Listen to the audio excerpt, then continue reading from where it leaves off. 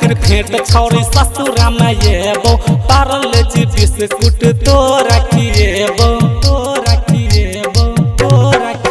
हाँ करे खातिर भेंट छौरी ससुरा में येबो पारल जी बिस्कुट तो रखिएबो एना ने वापस लौट के जेबो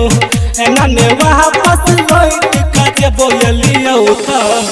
एलियो त चुम्मा लक जब मोबाइल में सिम छोड़ी द जेबो एलियो त चुम्मा लक जब मोबाइल में सिम छोड़ी द जेबो डीजे गुटुरा मधुबनी डीजे मुकेश शर्मा दुर्गा स्थान कथरा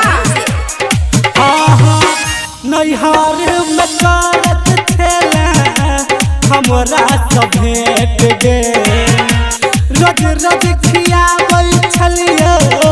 तोरा चॉकलेट गे नैहर में करत छेला हमरा सब भेट गे रोज रोज खियाबै छलियो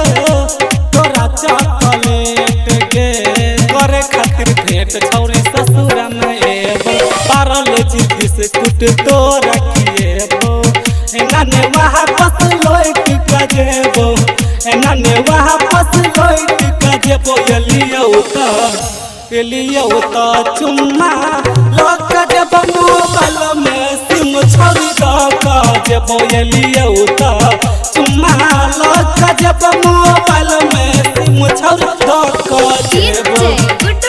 डीजे गुटुरा मधुबनी डीजे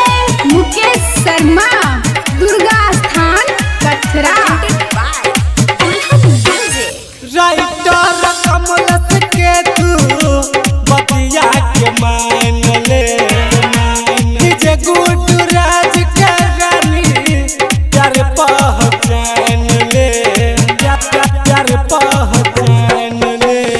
राइटर कमलत के बतिया तू मान ले सत्यम शंभू के प्यार पहचान ले गाल पर निशान लगा के जेबो गाल पर निशान लगा के जेबो एलियो त चुम्मा